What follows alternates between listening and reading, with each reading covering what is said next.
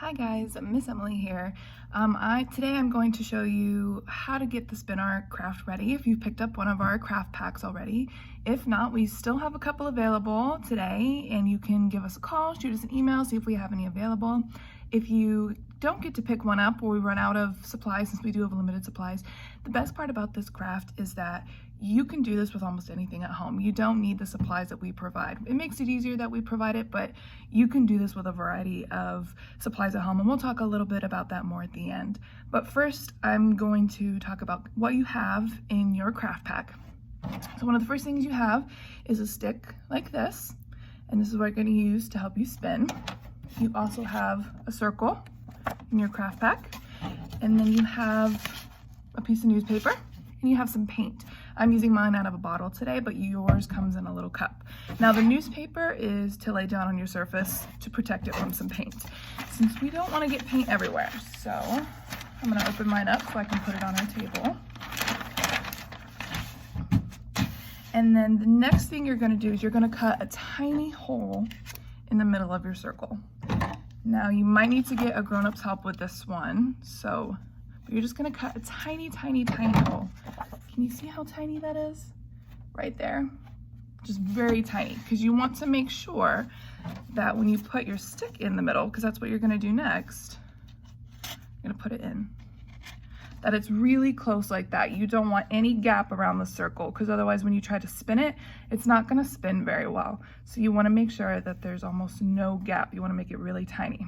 Now, you could spin it like this. You could give it a try, but you have to be really careful, because you see the stick, it moves. Even if I hold the circle still, I can spin the stick. So when you spin it, sometimes the stick will move and the paper won't move with it if you spin it really, really hard. So the trick is to get two tiny pieces of tape, and you can use any tape. You can use duct tape, you can use Scotch tape, you can use washi tape, whatever you have. But see, I have two, see how tiny? You just need two tiny pieces of tape, and you're gonna put it on the bottom around the stick on the paper so it stays together. I don't know how well you can see that, but you see I just wrapped it around the stick a little bit, and so it's stuck to the paper. So now, if you hold your paper, your stick doesn't move. And this will help it spin a lot better, because before, like I said, if you spun it too hard, the stick would move and the paper wouldn't move with it, and you didn't really get quite a good spin. But now that you have them stuck together, it'll spin a lot better. So when you spin it, it'll move a lot better. Now, the next step is where the fun part comes in. You're gonna take your paint and you're gonna put a little bit of paint on your spin art. Just a little bit. You don't want too much, because if you have too much paint on it, especially this paint's kind of heavy, it might not spin very well. And I'm gonna put a little bit on the edge, see, just a tiny little dot, put a little in the middle, and I'll even make a bit of a line to see how it comes out.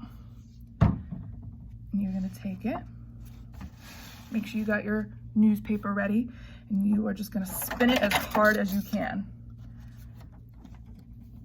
And then it's gonna spread everywhere. See, this was my line that spread a little bit more, and then this was my dot. So you're just gonna keep doing, and then you can add more paint to the other spots and keep making your spin art. And you could also put a piece of plain paper under it, so when it gets on the paper, you can make two pieces of art. And you can experiment with this. Put a little bit of paint, put a lot of paint on it, and see the difference.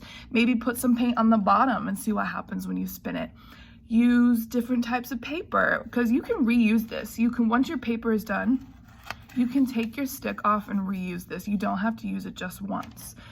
And that's what makes this pretty great. You can do this a lot. And you can also, as I mentioned earlier, you can do this at home. Take some old cereal boxes and cut some circles out. Take some old mail. If you get junk mail, use junk paper from junk mail.